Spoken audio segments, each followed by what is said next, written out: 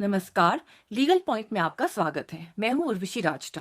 दोस्तों, अदालत में एक निष्पक्ष सुनवाई यानी फेयर ट्रायल हर किसी का अधिकार है, लेकिन क्या होता है जब प्रक्रियात्मक चूक यानी प्रोसीजरल एरर के कारण यह अधिकार खतरे में पड़ जाता है। आज हम एक ऐसे ही मामले पर चर्चा करेंगे जहां हाईकोर्ट ने ट्रायल कोर्ट के एक आदेश को सिर्फ इसीलिए रद्द कर दिया क्योंकि ट्रायल कोर्ट में एक पक्ष को अपनी रक्षा करने का उचित मौका नहीं मिल रहा था। यह मामला क्रॉस एग्जामिनेशन यानी जरह की प्रक्रिया के महत्व को बहुत अच्छे से समझाता है। क्रॉस एग्जामिनेशन का मतलब है अदालत में किसी गवाह से सवाल जवाब करके उसकी गवाही की सच्चाई की जांच करना। तो चलिए शुरू करते हैं। केस टाइटल: सोमा देवी और अन्य बनाम धर्मपाल सिंह और अन्य। Case number CNPMO number 458 2022। फैसले की तारीख 3 सितंबर 2025। जज का नाम माननीय न्यायाधीश अजय मोहन गोयल जी। कहानी क्या थी?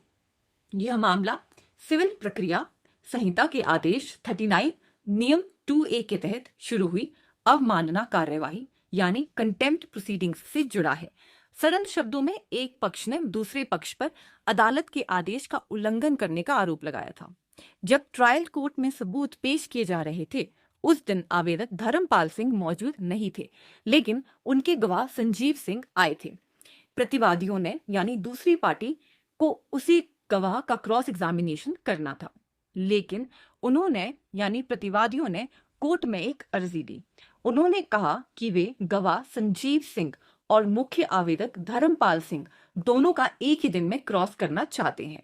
उनका तर्क यह था कि अगर आज वे संजीव सिंह का क्रॉस कर लें तो उनकी रक्षा रणनीति यानी डिफेंस स्ट्रैटेजी उजागर हो जाएगी और धर्मपाल को अपने क्रॉस से पहले तैयारी करने का समय मिल जाएगा। यह उनके लिए अनुचित होगा। लेकिन ट्रायल कोर्ट ने उनकी इस अर्जी को यह कहते हुए खारिज कर दिया कि इसमें कोई दम नहीं है। कोर्ट ने गवाह को बिना क्रॉस के ही डिस्चार्ज कर दिया। इसी आदेश के खिलाफ सोमा देवी और अन्य ने हाईकोर्ट का दरवाजा खटखटाया। यह एक बहुत ही दिलचस्प प्रक्रियात्मक प्रोसीजरल सवाल है, तो जो किसी भी केस के नतीजे पर असर डाल सकता है। हाईकोर्ट ने इस पर क्या रुख अपनाया, यह जानने से पहले एक छोटा सा रिमाइंडर: अगर आप कानून को सरल शब्दों में समझना चाहते हैं तो कृपया हमारे चैनल लीगल पॉइंट को सब्सक्राइब करें, इस वीडियो को लाइक करें और अपने दोस्तों के साथ शेयर करें। आपके कमेंट्स का हमें हमेशा इंतजार रहता है। Now the legal points involved in this case. High court के सामने मुख्य कानूनी सवाल यह था कि क्या ट्रायल कोर्ट का प्रतिवादियों की अर्जी को खारिज करने का फैसला सही था और क्या यह न्याय के सिद्धांतों के अनुरूप था। माननीय न्यायाधीश ने इस मामले को बहुत ही व्यवहारिक और न्याय संगत दृष्टिकोण यानी नजरिए से देखा। निष्पक्ष सुनवाई का अधिकार यानी right to fair trial. High court ने माना कि क्रॉस एग्जामिनेशन किसी भी मुकदमे का एक बेहद महत्वपूर्ण हिस्सा है। यह सच्चाई का पता लगाने का सबसे उत्तम साधन है। प्रतिवादियों का यह तर्क बिल्कुल जायज था कि यदि एक गवाह का क्रॉस पहले हो जाता है तो मुख्य आवेदक को उनके बचाव की पूरी लाइन पता चल जाएगी। रक्षा रणनीति का खुलासा। कोर्ट ने इस बात पर सहमति जताई कि अगर संजीव सिंह का पहले क्रॉस हो जाता तो धर्मपाल को उन सभी सवालों का पता चल जाता और वह अपनी तैयारी कर सकते थे। इससे क्रॉस का उद्देश्य ही फेल हो जाता, जो कि बिना तैयारी के सहज जवाबों से सच्चाई सामने लाना है।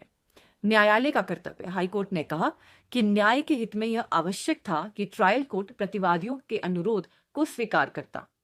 उनका अनुरोध अनुचित नहीं था। इस अनुरोध को अस्वीकार करना ट्रायल कोर्ट द्वारा की गई एक वृत्ति यानी प्रवर्सिटी है।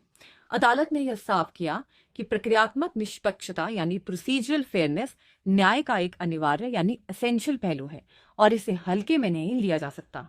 हाईकोर्ट ने याचिका को स्वीकार कर लिया।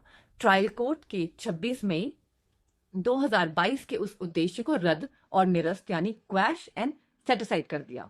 हाईकोर्ट ने निर्देश दिए कि ट्रायल कोर्ट यह सुनिश्चित करे कि दोनों गवाहों यानी आवेदक धर्मपाल और उनके गवाह संजीव सिंह का एक ही दिन में क्रॉस एग्जामिनेशन किया जाए। दोस्तों, यह फैसला हमें सिखाता है कि न्याय केवल बड़ा फैसला सुनाना नहीं होता, बल्कि उस फैसले तक पहुंचने के प्रोसीजर का भी निष्पक्ष और न्यायपूर्ण यानी फेयर एंड जस्ट होना अत्यंत आवश्यक है।